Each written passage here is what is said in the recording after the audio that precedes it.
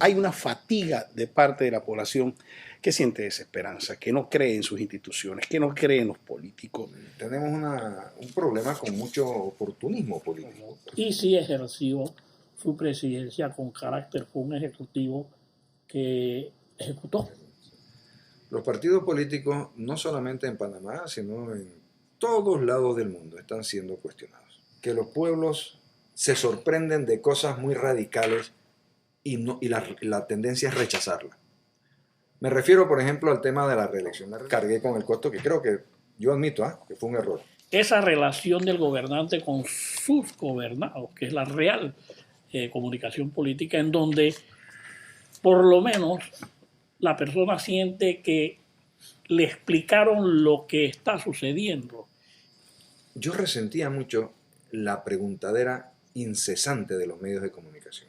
Bueno, yo he aprendido a que uno tiene que responder las veces que te pregunten la misma pregunta a quien te la pregunte. Yo supongo que los pueblos también maduran como maduramos los políticos, ¿no?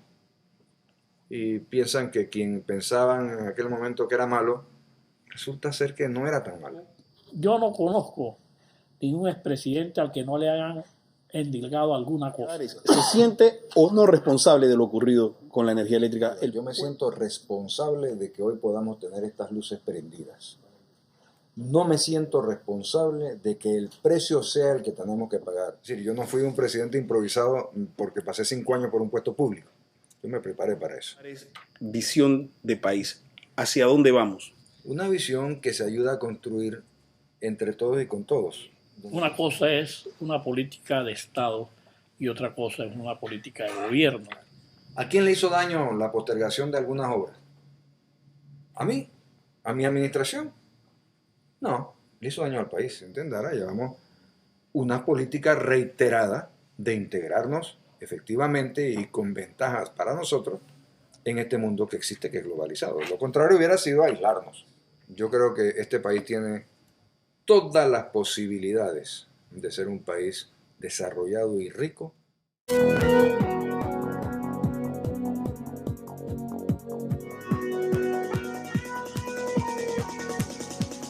Muy buenas noches, amigos televidentes, bienvenidos a este su programa Punto Crítico. Les saluda Fernando Fernández. Para esta noche tenemos para ustedes una entrevista muy especial.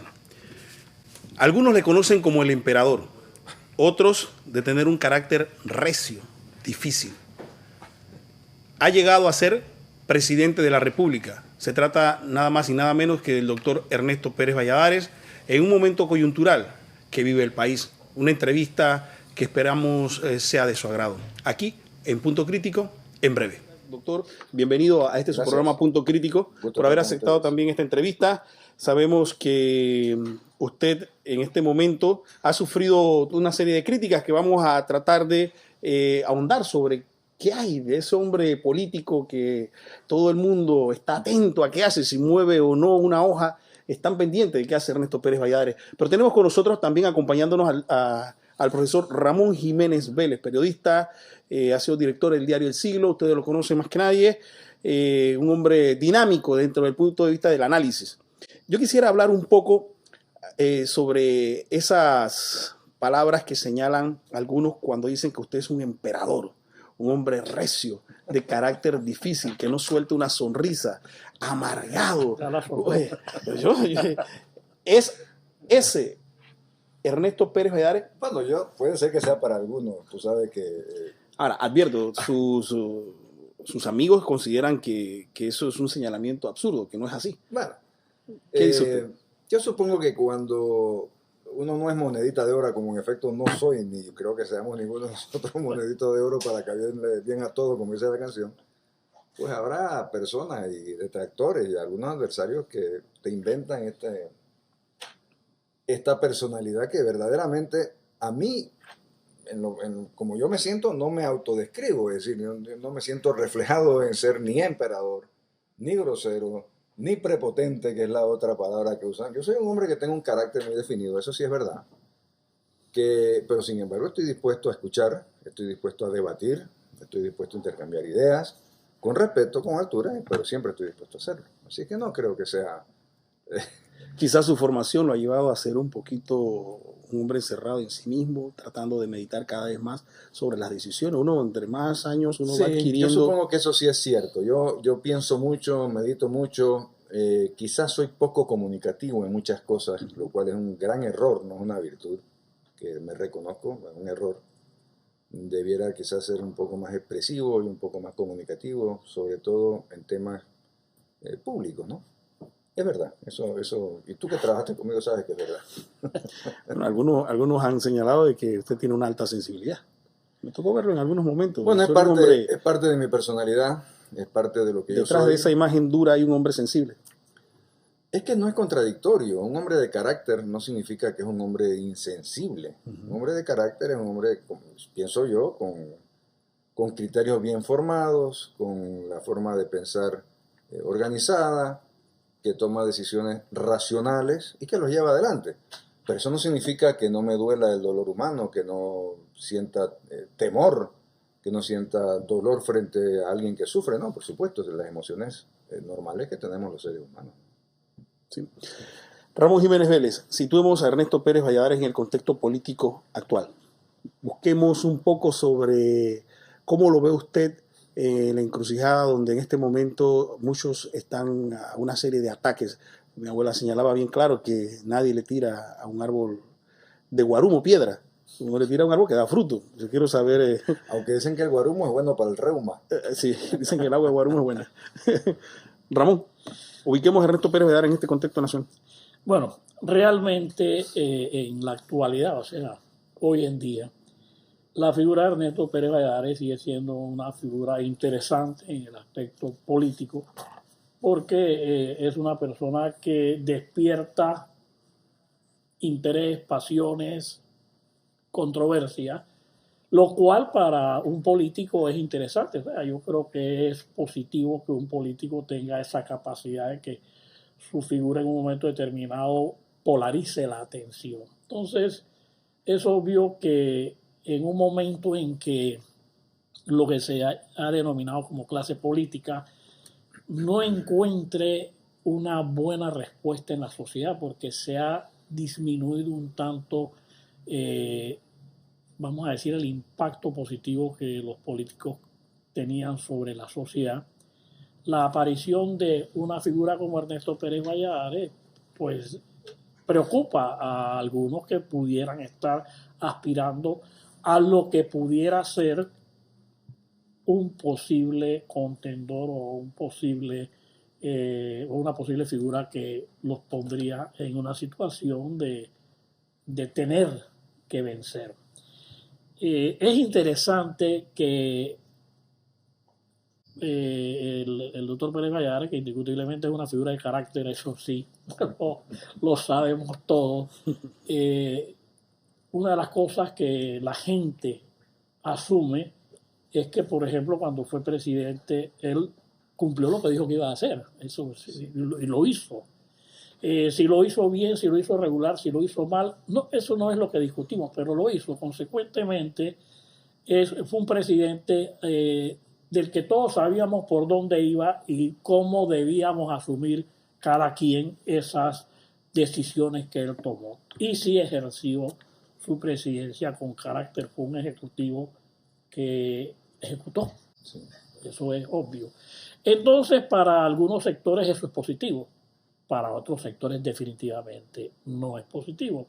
Pero en general para los políticos que aspiran a la presidencia de la República, ahora parece que hay muchos, hay una buena cantidad. Están bajitos los mangos. ¿Eh? Sí, están bajitos los mangos, con o sin posibilidades, con o sin desesperación, pero hay mucha gente que piensa que precisamente esa situación de aparente falta de liderazgo, pues les preocupa que una persona que ha ejercido liderazgo y que creo que todavía lo ejerce, y creo que lo ejerce también en su partido, que es el mayor partido del país, pues si yo fuera un candidato y me surge la figura de Ernesto Pérez Valladares, pues a mí me preocupa, porque él no es una persona que si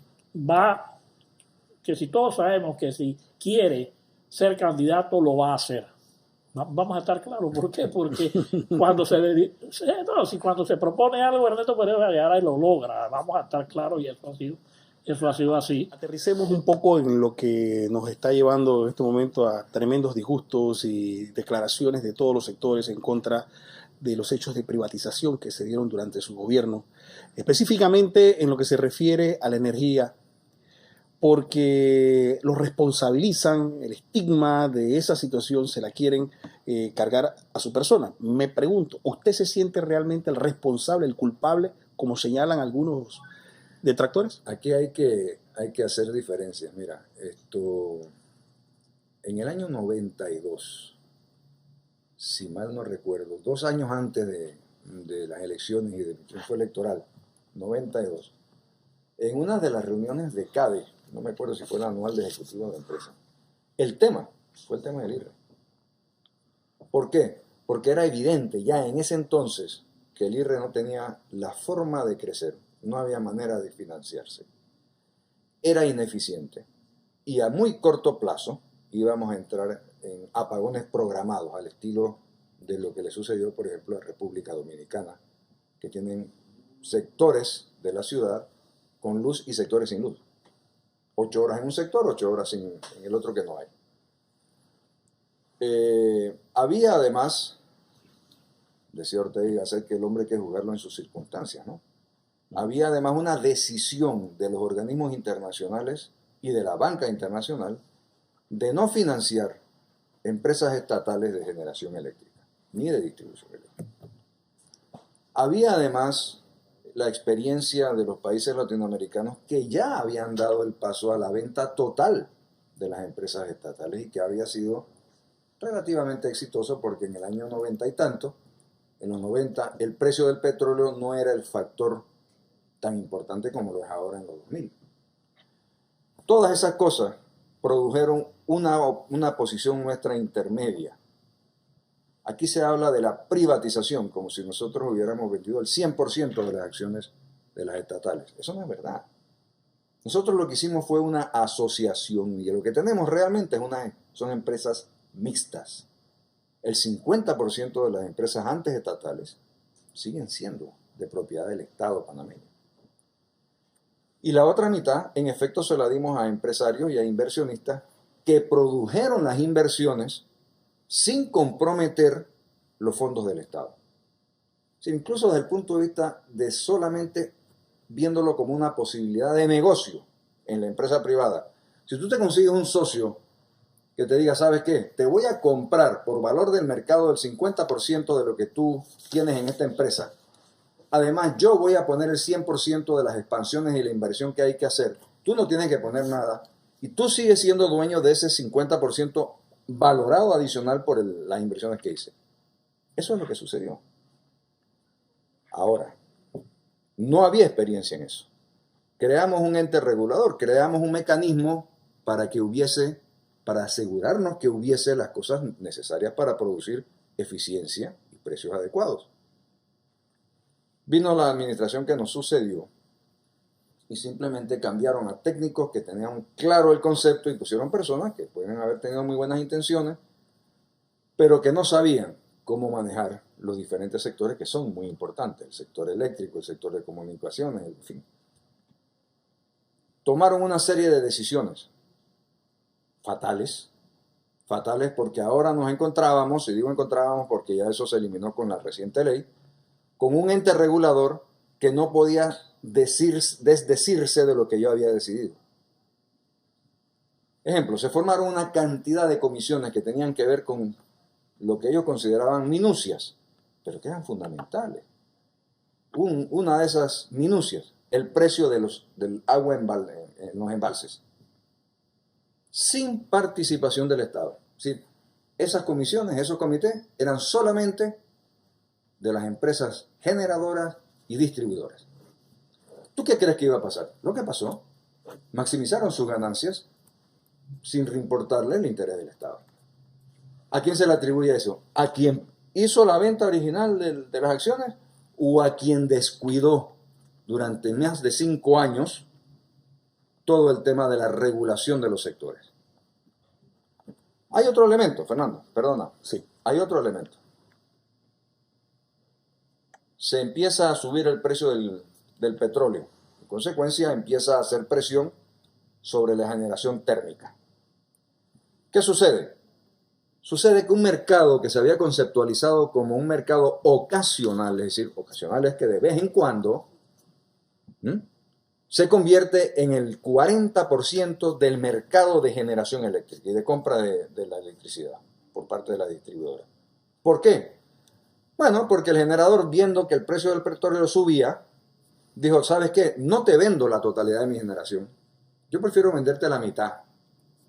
Y la otra mitad te la voy vendiendo a medida que tú la necesitas, pero yo estoy seguro que el precio va a ir subiendo. Y aunque yo genero hidro, te voy a cobrar como si fuera térmica, porque tu alternativa de distribuidor es comprarle al que genera térmica. Entonces yo me voy a ganar ese precio, ese sobreprecio, yo generador hídrico. ¿Y qué hizo el ente? Absolutamente nada. Les pareció muy bien. Por supuesto que se da la situación que tenemos. Evidentemente, quienes fracasaron estrepitosamente fueron los directores del ente regulador durante el periodo inmediatamente siguiente al mismo. Hoy quien representa Vanguardia Moral de la Patria y posteriormente el partido panameñista, Mireya Moscoso, el uno porque no se dejó presionar de los organismos internacionales y le tocó la decisión a su persona, y posteriormente el partido panameñista que no hizo nada por reglamentar adecuadamente esta institución que podría ponerle un freno a las apetencias políticas de quienes comercializan con la energía. ¿Cómo valora usted el antes y el después? Mire, yo creo que mucho más culpable, y no quisiera puntualizar con nombre y apellido, pero mucho más culpables los responsables del ente regulador durante la administración anterior. Creo que la administración del expresidente Endara hizo lo que pudo hacer dentro de parámetros que sabía que podía cumplir. Y no se comprometió a ir más allá. ¿Por qué? Porque eran decisiones duras, difíciles, que prefirió, en un cálculo político bien hecho, dejárselas a quien le tocara, pero no asumirlas él. Bueno, ¿qué te puedo decir? Esa es la realidad. Pues. A mí me tocaron hacerla. Ramón Jiménez Vélez, sobre este tema. Bueno, en realidad el problema energético es un problema que todos lo han ubicado en la forma en que se manejó el ente regulador. Eso es obvio, porque eso de vender la energía hídrica como si fuera térmica, ya eso no tiene ninguna... Había alguien que tenía que decir eso no se puede hacer, claro. Y no lo hizo. No dicen que no tenía la facultad, yo creo que sí las tenía. Ahora se ha tenido que ir a una situación un poquito más definida y darle más poder a una entidad. Te interrumpo un segundito. Yo hice una consulta a una firma de abogados muy prestigiosa y sin lugar a duda el ente tuvo la facultad de intervenir. Yo creo que sí. Sin lugar a duda. Yo creo que sí. No lo hizo y tuvo el ente como excusa de decir que no se lo permitía. Claro. Son dos cosas, ¿no? Excusa no válida. Excusa no válida. Pero bueno, esa fue la situación y que generó todas estas cosas. Y que entonces, como siempre, alguien tiene que buscar un culpable. Pues. Entonces, vamos a ver quién es el culpable. Como el ente regulador no constituía una figura política, pues vamos, si yo soy político y aspiro, yo voy a buscar a otro político para echarle la carga. De carne y hueso. De carne y hueso para echarle la carga. Y no se la voy a echar a otros que no tengan ninguna aspiración y posibilidad política. Eso yo lo veo en ese término. Como la expresidenta Moscoso ha recibido toda la lluvia que recibió, yo no conozco ningún expresidente al que no le hayan endilgado alguna cosa. No lo conozco en todos los años que tengo de conocer la política. No solo durante su administración, sino mucho más después de su administración. Sobre todo si continúa teniendo un peso político específico. O sea, aquel que no tiene un peso político específico no le van a endilgar nada, a nadie le va a importar. Y la situación es que las únicas dos personas, y no quiero hacer ningún tipo de comparación, pero los únicos dos presidentes que ahora mismo le señalan cosas es al doctor Pérez Valladares y a la señora Mireya Moscoso Todos sabemos que la señora Mireya Moscoso tiene su peso específico dentro del panameñismo, y todos sabemos que el doctor Pérez Valladares tiene su peso específico no solo dentro del PRD, sino también fuera del PRD, porque el presidente Pérez Valladares en su gobierno llevó gente fuera del partido al gobierno y tuvo una participación de sectores profesionales y independientes. Sí. Entonces tiene cierto elemento ahí también que lo mira con respeto, que lo mira con admiración, como otros lo mirarán de otra manera. Pero la situación política, como yo la veo hoy en día, es que, vuelvo y digo, la poca imaginación que han tenido los partidos políticos para mantener esa relación, primero con su propia membresía y luego con el resto, no han producido nada que seduzca a las masas para que los quieran, los apoyen, los respalden o simpaticen con ellos. Y nosotros estamos volviendo a casi el caudillismo. Entonces buscamos a personas y eso ha demeritado un poco la propia actuación de los partidos políticos. Entonces, ¿cuáles son las figuras? La gente habla. Ernesto Pérez Valladares, Alberto Vallarino, o sea, la gente habla de nombres. La gente no dice va a volver a ganar el PRD, la gente no dice va a volver a ganar el panameñismo, la gente no dice, la gente dice puede ganar fulano, sultano, mengano. Entonces estamos ante una falta de evolución de los partidos políticos. Y los partidos políticos tienen que evolucionar porque si no, desaparecen. Interesante. Doctor Valladares, ¿se siente o no responsable de lo ocurrido con la energía eléctrica? El pueblo y algunos insisten en achacarle eso. Fernando, ¿Cuál es su declaración contundente en torno al tema? Y que no te quepa la menor duda, yo me siento responsable de que hoy podamos tener estas luces prendidas. No me siento responsable de que el precio sea el que tenemos que pagar, porque eso es responsabilidad o irresponsabilidad de quienes me siguieron.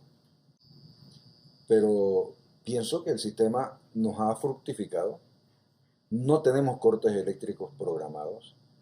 Tenemos que gestionar para que haya mayor inversión, porque habiéndose desfigurado el ente regulador y en consecuencia el mercado, también se bajó el nivel de inversión. Ahora mismo estamos en un punto casi crítico. Nosotros en 2 años tenemos la oferta y la demanda eléctrica igual, es decir, no hay reserva. Y se tienen que empezar a dar inversiones de generación o vamos a caer nuevamente en el mismo tema que estábamos. Sí, Una pregunta, doctor Pérez Valladares, es la siguiente. Panamá es un país que no tiene problema de agua. Lo que no tiene es no ha desarrollado todo su potencial para conservarla o para represarla. Cierto. Consecuentemente, sería lógico vamos a decir, crear embalses que no solo nos permitan generar electricidad hídrica, sino además poder satisfacer la demanda de agua que pueda tener la comunidad, la sociedad panameña en su crecimiento, o incluso el día de mañana el canal ampliado o no. Pero eso no se está dando. Bueno, mira, se acaba de anunciar la construcción de una nueva hidroeléctrica, afortunadamente, en el lado de Boca del Toro. Creo que caben 2 o 3 más. Pero fíjate, incluso en esos temas, hay proyectos hidroeléctricos aguantados por presión social. Es decir, de gente que se ha dedicado a combatir los embalses por el solo hecho de ser embalses. Algunos sectores de la Iglesia Católica que liderizan algunos sectores campesinos crean toda clase de mecanismos para obstaculizar esa posibilidad. En el tema del canal, yo creo que de lo que se está hablando son de posibilidades diferentes a los embalses. Pero aún allí, aunque se ha dicho con mayor claridad no se puede, lo acaba de decir el presidente Torrijos, que las técnicas de futuras son las tinas y no los embalses. Diciéndolo a él, habían cartelones de gente diciendo no a los embalses. Pues si el señor está diciendo no a los embalses también. Es decir, es todo un tema, es un dilema social que sí existe, Ramón, pero sí tenemos la posibilidad afortunadamente con el agua que tenemos, de suplir mucho de nuestro consumo eléctrico vía hidroeléctrica. Y según los estudios, inclusive de darle agua al mundo en algún momento dado a grandes sectores Dicen de la que ese población. es el tema de los próximos confrontamientos y conflagraciones mundiales. Correcto. Va a ser el uso del agua. Sí. Y Panamá Va a tiene ser la más mayor cara que el capacidad para petróleo. poder Va a ser hacerlo. más cara que el petróleo. Claro que sí. Pero desafortunadamente ninguno de nosotros lo vamos a ver. No, ni lo vamos a pagar. Bueno. Yo soy de los que sostengo que desafortunadamente los problemas latinoamericanos son de tal magnitud que las ofertas electorales jamás pueden ser cumplidas en su totalidad, porque lo que los presidentes tratan de hacer es tratar de resolver algunos de los problemas o los que pueden resolver, Así es. pero siempre quedarán pendientes y a veces a medida que van resolviendo uno van saliendo saliendo otros. otros. Exactamente. Y usted también ejerció esa política de que el CEN del partido era prácticamente Sí, era la parte de cúpula mi gobierno. del gobierno. Sí. Entonces, quizás eso podría significar de que se ha perdido un poco la capacidad de liderazgo dentro del partido porque sus mejores figuras Bueno, pasan al gobierno. Yo te puedo hablar de mi experiencia. En el caso nuestro, nosotros hacíamos un gran esfuerzo por mantener y cumplir con los estatutos del partido, con reuniones regulares, usualmente eran durante los fines de semana, y donde asistía yo, no en capacidad de presidente, sino de secretario general, y los compañeros en función de miembros del CEN, no de vicepresidentes o de ministros. Pero cumplíamos, informábamos, recabábamos información, discutíamos. Mira, todos los grandes temas que se hicieron durante mi gobierno fueron conversados y discutidos internamente en el partido. Y no he conversado y discutido con aquello de que yo te expongo y si tú no estás de acuerdo, yo te persigo mañana y voto a tu esposa y te voto a ti, si estás en el gobierno. No. Una discusión de verdad. Porque de lo que se trataba, por lo menos desde mi perspectiva, era en lograr el compromiso con cualquiera que fuera la solución final, con cualquiera que fuera la decisión que llegaban, pero el compromiso. Y la forma de lograr el compromiso es si tú te sientes que pudiste decir lo que piensas y que tus palabras fueran tomadas en consideración, no solamente por el gobierno, sino por el resto de los compañeros, y que al final se tomó una decisión donde tú contaste. Pareciera, por lo que usted me señala, que, y según lo que estoy viendo del PRD, como que hubieran dos tipos de PRD. Bueno, el PRD creció muchísimo durante el último quinquenio y quizás nos hace falta un poco más de formación política en algunos de los recién venidos, ¿no? Sin hablar de peyorativamente, simplemente las realidades como son. El joven no nace sabiendo, hay que formarlo. Y hay muchos jóvenes que nosotros pensamos que tienen un gran potencial y que gracias a Dios lo tenemos en el partido, pero que necesitan quizás un poco más de formación y de experiencia política. Sino, ¿qué le estamos dando como alternativa, doctor Ernesto Pérez Valladares, a una población? Veamos los partidos políticos. ¿Qué nos está ocurriendo desde su punto de vista? Bueno, mira, Fernando, yo opino y pienso que alguien dijo en alguna ocasión, parafraseando, que el sistema democrático no es perfecto, pero es el más perfecto de los perfectos, ¿no? De los imperfectos, perdón. Es decir, es lo mejor que podemos aspirar a tener como sistema de gobierno. Los partidos políticos, no solamente en Panamá, sino en todos lados del mundo, están siendo cuestionados. Están siendo cuestionados por los medios de comunicación, están siendo cuestionados por unas cosas que se denominan sociedad civil, y que siempre me pregunto quién los elige, ¿no? Esos dirigentes de la sociedad civil. Aquí hay uno que es famoso, ¿no? Sí, Que tiene como 5 o 6 ONG todas son las mismas. donde recicla a la misma Sí. gente y es un dirigente y representante de la sociedad civil, ¿no? Hombre, mira, el mecanismo de participación en el sistema democrático electoral por voto directo son los partidos políticos. Lo que tenemos que hacer es reforzarlos, no criticarlos tanto. Lo que tenemos que hacer es participar, no escudarnos en ONGs de la sociedad civil. Lo que tenemos que hacer es ayudar a que se pueda orientar la opinión pública positivamente y no a crear un ambiente negativo de que todo está malo. Y es un esfuerzo que como sociedad tenemos que hacer. No solamente le toca al dirigente político o al presidente de la República, nos toca a todos entender que si este es el sistema que nos hemos dado de gobierno, ayudémonos todos a que este sistema funcione y funcione de la mejor manera posible. Porque, mirándote la pregunta, ¿cuál es la alternativa al actual sistema? A ver, ¿qué queremos ser? Algunos piensan que es el populismo el que debe... Pero los que están- el populismo igual tiene partidos políticos. O sea, no estamos hablando o aquellos se constituyen después en partidos políticos. No, la alternativa al sistema democrático de gobierno son los sistemas totalitarios, que han sido un fracaso. Quedan solamente uno o dos representativos del viejo orden mundial en el resto del mundo, ¿no? Incluso China, la gran potencia comunista de su momento, tú sabes cómo ha variado, tú sabes cómo se ha ido cambiando, ¿no? Ramón Jiménez. Ernesto Pérez Valladares es electo presidente de la República en una situación de un partido que venía de una defenestración a través de una invasión, de un partido que se había recuperado hasta cierto punto en la elección intermedia que hubo después de la invasión, que para mí es electo cuando sí hubo una verdadera tercera fuerza que la representó Rubén Blades, porque yo considero que Rubén Blades sí era un genuino tercera fuerza, porque no representaba ningún partido político, no había estado en ningún partido político, no era político, y era una figura que se había desarrollado en otro ambiente. Entonces fue una tercera fuerza real. Ahora quieren inventar otras terceras fuerzas que no son ninguna, no son tales. Ahora mismo, y me disculpa, y con el respeto de ustedes dos, será tercer actor en fila para ocupar un puesto de segunda.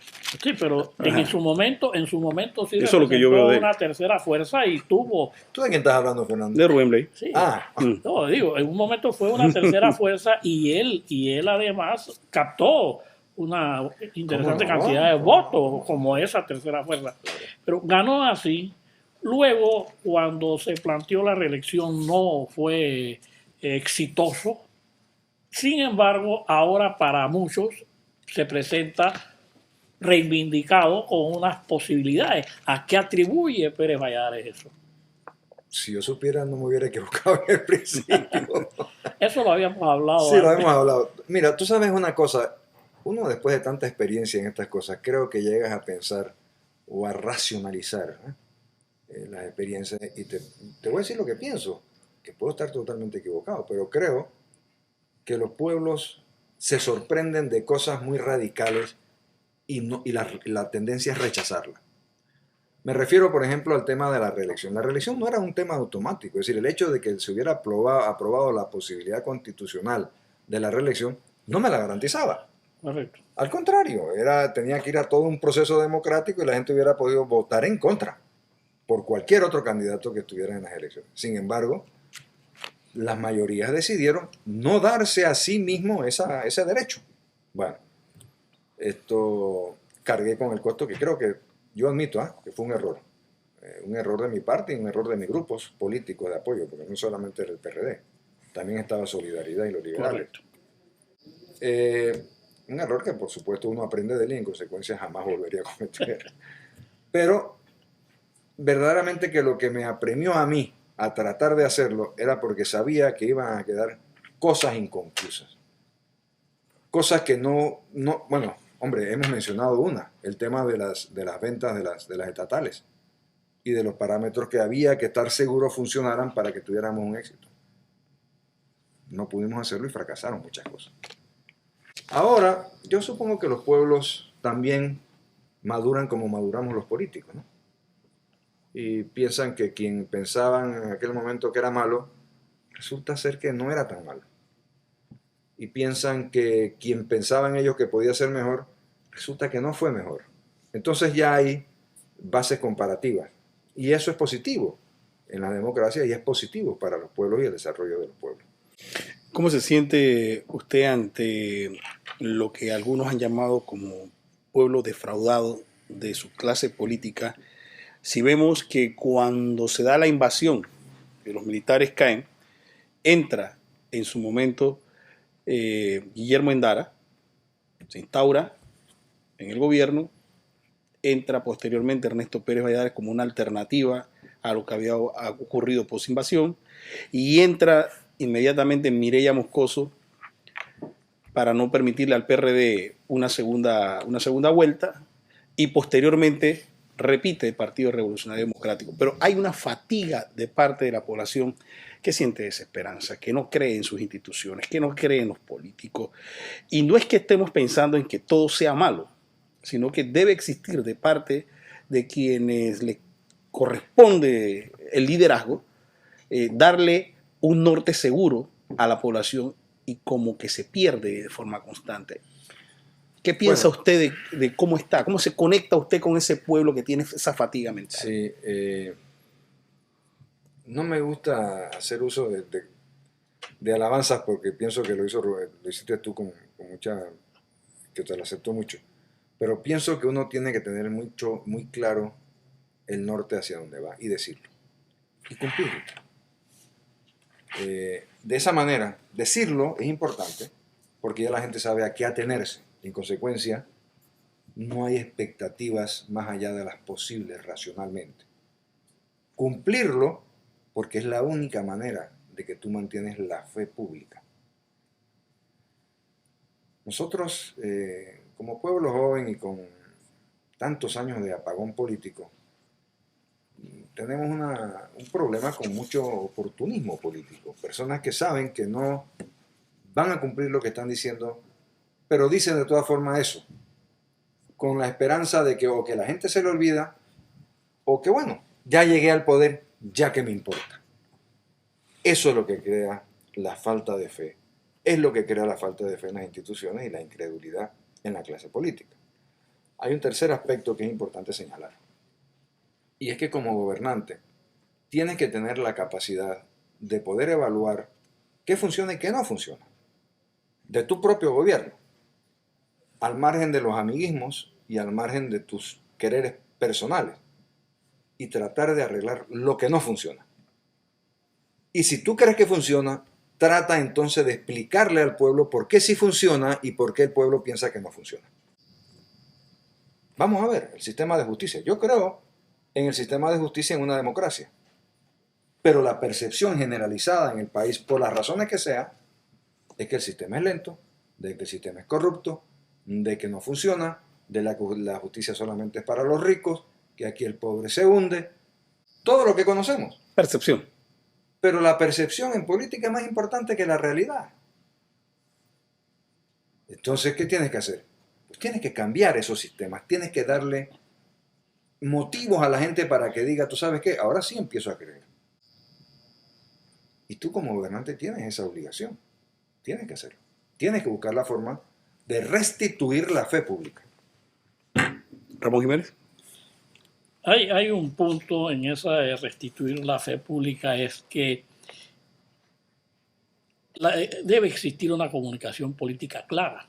Y yo siento que incluso Ernesto Pérez Valladares, cuando fue presidente, si bien se aproximó a eso, no llegó a tener una clara comunicación política, que es esa relación del gobernante con sus gobernados, que es la real comunicación política, en donde por lo menos la persona siente que le explicaron lo que está sucediendo, que le dijeron esto se hace por esta razón, que le dijeron hay que tomar esta decisión aunque sea dolorosa porque de no tomarse podría suceder estas otras cosas.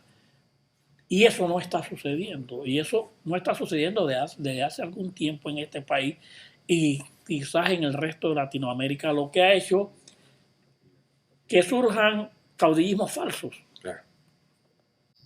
Y ahí sí hay una falta de responsabilidad política de los actores políticos.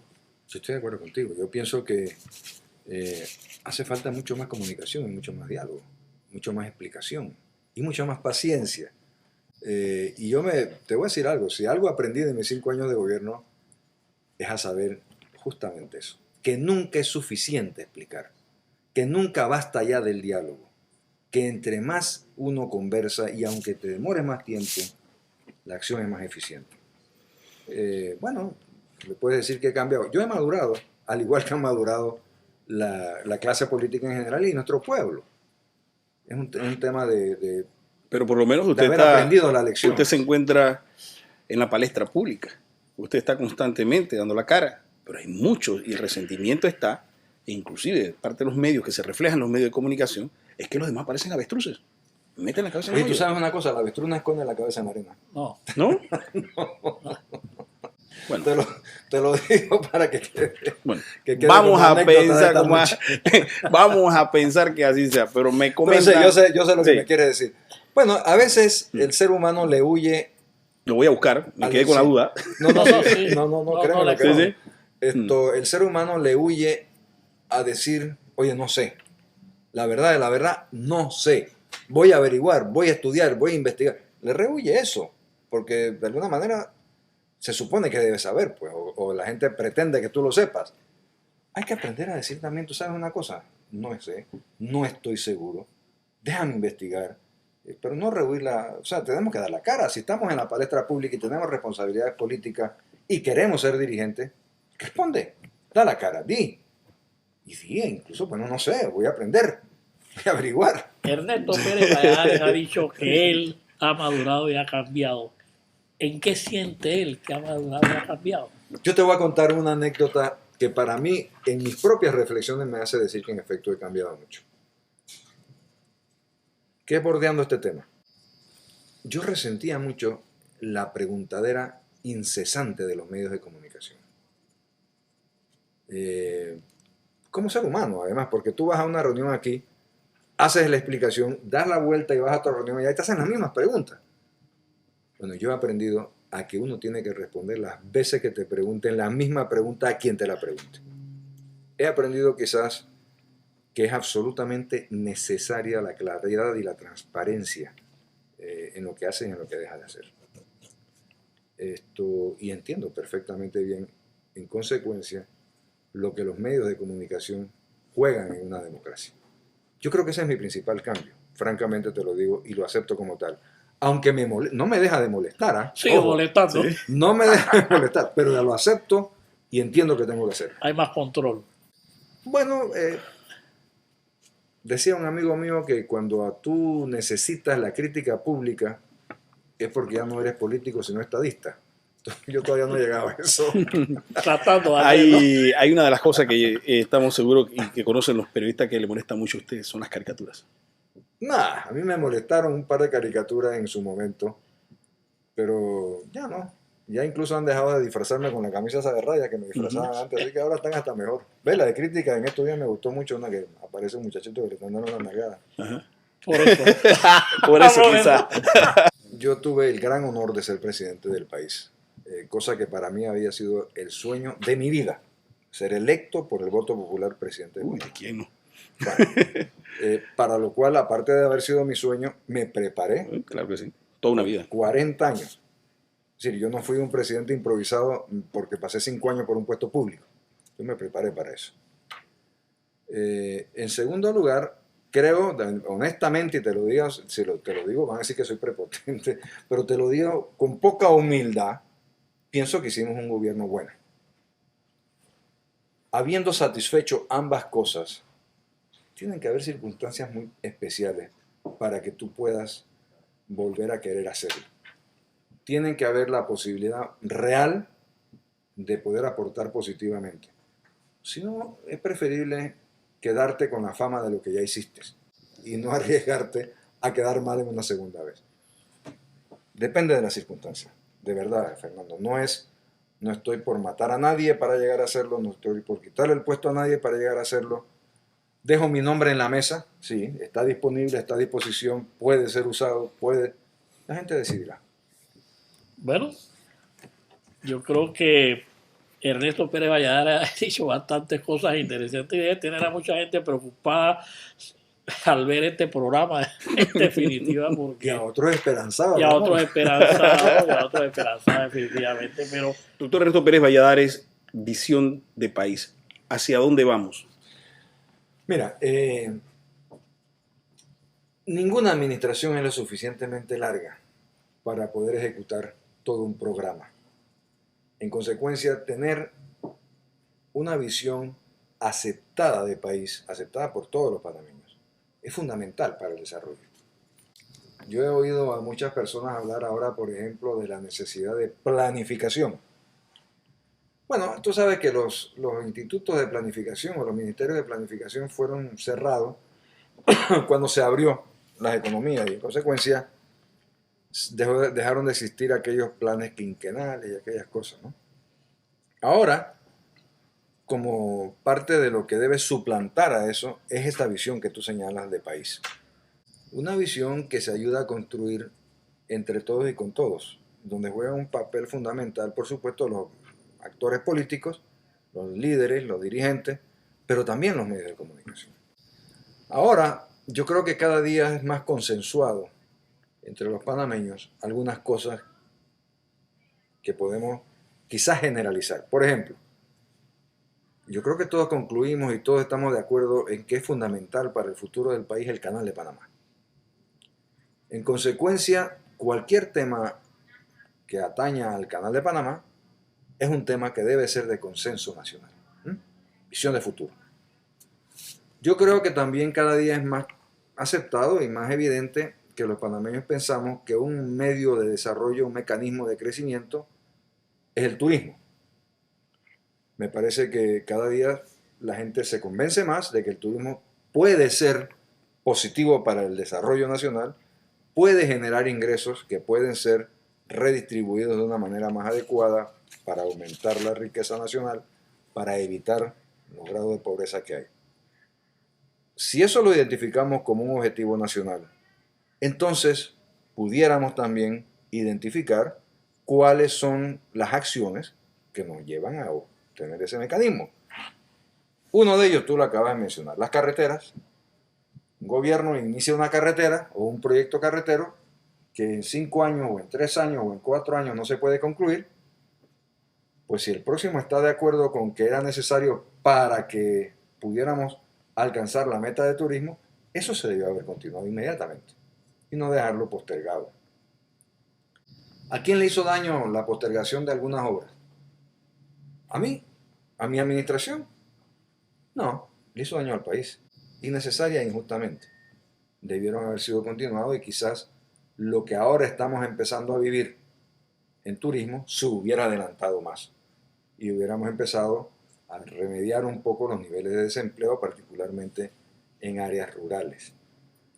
Yo creo que ha habido muchos foros, me acuerdo de uno específico, Visión 2020, que se llamó así porque era un ejercicio de lo que los dirigentes y los líderes del momento, políticos y de la sociedad civil famosa, veían como la meta a alcanzar por Panamá en el año 2020, sin a 20 años plazo. Y creo que hay coincidencia en muchas de estas objetivos nacionales como lo hubo en periodos anteriores. Un objetivo nacional evidente durante el periodo de la administración del general Torrijos fue lograr los tratados Torrijos-Carter y la devolución de nuestro canal hacia Panamá y la eliminación de las bases militares norteamericanas en Panamá. Eso fue un objetivo nacional que se cumplió. Así es que yo pienso que el señalamiento es muy bueno. Me alegro que nuestros hermanos costarricenses hayan visto que sí hay un esfuerzo concertado de nosotros los panameños por lograr nuestros objetivos y que tenemos una visión de país que podamos compartir con independencia de la tolda política en que estemos. Ramón Jiménez. Sí, en ese sentido es obvio que una cosa es una política de Estado y otra cosa es una política de gobierno. Y nosotros generalmente lo que hemos trabajado son políticas de gobierno y por eso cada 5 años hay como cambios sustanciales y no hay una continuidad. Creo que lo único que Panamá realmente fue constante porque había una voluntad nacional era en nuestras relaciones con Estados Unidos respecto del Canal de Panamá. Entonces no había gobierno que se atreviese a ir en contra de esa voluntad popular. Y me parece que los gobiernos en un momento han fallado en no conseguir ese respaldo popular que haga que esas obras tengan que ser continuadas, no importa el gobierno que reemplace al que las inició, porque son políticas de Estado. En este sentido, con la globalización con los tratados de libre comercio y demás, se dice que los países deben empezar a saber qué hacen bien y qué no hacen bien para hacer lo que hacen bien y dejar de hacer lo que no hacen bien. Y eso crea una serie de situaciones que tienen que ser manejadas por los gobiernos. ¿Cómo ve Ernesto Pérez Valladares esa situación y la responsabilidad, la gran responsabilidad que obviamente le va a recaer al gobierno que tenga que administrar esa situación? Bueno, yo creo que hemos tomado una decisión como país de integrarnos a un sistema de libre comercio y globalizado. Y digo eso porque ha sido el esfuerzo de la administración actual, igual que la administración de la presidenta Moscoso, igual que la administración mía. Es decir, ya llevamos, iniciándose con la administración del expresidente Endara, llevamos una política reiterada de integrarnos efectivamente y con ventajas para nosotros en este mundo que existe, que es globalizado. Lo contrario hubiera sido aislarnos, lo contrario hubiera sido cerrarnos, lo contrario pues hubiera sido las medidas de protección, en fin. Esa decisión que conscientemente hemos tomado en los últimos 18 años conlleva una serie de cambios sociales, algunos importantes. Y el tema es valorar cuánto tiempo es necesario para que esos cambios se den con el menor trauma posible. Esa es otra de las experiencias que yo he podido recoger y de errores que cometí. Quizás acelerar demasiado, tratar de que las cosas fueran demasiado rápidas. De golpe. Quizás mucho más rápido que lo que la gente podía asimilar y entender. Sí, de golpe. Creo que hay que madurar las cosas un poco más. Creo que hay que darle suficiente tiempo para los ajustes. Mira, oía en estos días a un productor. No era un productor, era un banquero. Fue Luis Hacho Moreno y creo que fue aquí en una conversación. Diciendo algo que para él era una nueva experiencia. Decía él, cosa que nosotros sabíamos, que por ejemplo en la producción de maíz, nosotros los panameños jamás vamos a poder competir en la producción de maíz con los países del norte, del hemisferio norte, por una razón geográfica.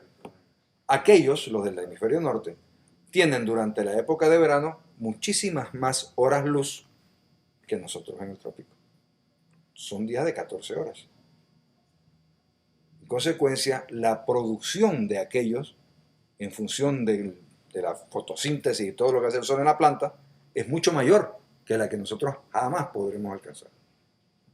Entonces tú tienes allí algo que es real. Si nosotros vamos a integrarnos, jamás podemos pensar que vamos a competir en precios con aquellos productores de maíz. Eso no significa que dejemos de producir maíz. No, significa que tenemos que producir lo que aquellos no producen de ese maíz. Por ejemplo, ellos producen mucho maíz para alimento animal. Pues a lo mejor nosotros lo que tenemos que dedicarnos es a producir el maíz para nuestros tamales y para nuestras tortillas, que no es aquel. En fin, pero esos son cambios que usted no puede implementar de un día para otro. Usted no le puede decir al agricultor que se ha pasado toda su vida y sus antecesores produciendo maíz para el mercado nacional protegido, ¿sabes qué? Tu maíz ya no. ¿Y qué hago? Bueno, tienes que reconvertirte, tienes que ayudarlo a que busque otra ocupación en sus tierras si son de él, o buscarle otra alternativa. Y eso toma tiempo. ¿Cuánto tiempo? Hay que educarlo también. El tiempo necesario que solamente la sociedad puede determinar en función de su propia educación. Doctor, un último mensaje a la población, a nuestros televidentes y radioescuchas. Yo te diría lo siguiente, mira, yo soy un hombre enamorado de este país. Yo creo que este país tiene todas las posibilidades de ser un país desarrollado y rico, al estilo de lo que logró, por ejemplo, Irlanda en un periodo de 20 años, de pasar de ser una nación de pobres a pasar a ser un país de ricos, con una riqueza nacional bien distribuida, con un ingreso bien distribuido y con un alto nivel de educación. Nosotros tenemos las posibilidades de hacer lo mismo. Tenemos que, en efecto, señalar, aceptar, puntualizar nuestros objetivos nacionales y dedicarnos a trabajar en ellos. Un objetivo nacional que se nos quedaba en el tintero y que es fundamental es el tema de la educación. Necesitamos, y lo reitero que parezco perico diciéndolo porque lo vengo diciendo desde mi periodo presidencial, necesitamos una educación de calidad para que nuestros estudiantes y nuestros profesionales de mañana puedan competir adecuadamente en un mundo cada día más globalizado. Pero tenemos toda la posibilidad de ser un país muy rico a muy corto plazo. Gracias, doctor Ernesto Pérez Valladares. Ramón Jiménez Vélez, ¿se les queda algo en el tintero? No, yo creo que lo que ha dicho el doctor Pérez Valladares, para finalizar, resume lo que todos pensamos. Yo creo que tenemos un país con posibilidades. Lo que falta es poner de nuestra parte. Bueno, amigos televidentes, quiero señalarles que el bull, el toro, como mejor le conocen, el emperador para algunos, El vacuno. el vacuno, que ese es un término que él ha aceptado, que le digan el vacuno. No, no lo he aceptado, pero lo oigo porque Bueno, por ahí me dijeron que eso lo inventó Ramón. Sí. cuando estaba con su Con el infiernillo. con el infiernillo, que por hace el falta el vacuno. infiernillo. Sí, ¿verdad? Sí, ¿verdad? Ha aceptado pues que su nombre está en la mesa a consideración de un pueblo. No ha dicho ni sí ni no si va a una candidatura presidencial. Lo que se ha señalado es que su nombre está en la mesa. Esto definitivamente va a acarrear todo tipo de conjeturas políticas, de todas, yo diría que lanzadera de piedra, pero en forma constante durante los próximos meses. Yo creo que empezaremos ya a hacer la flecha, los puñales, y el caldero político empieza a calentarse. El bull está en la calle. Muchas gracias. Se abrió el torín. Se abrió el torín. Muy buenas noches.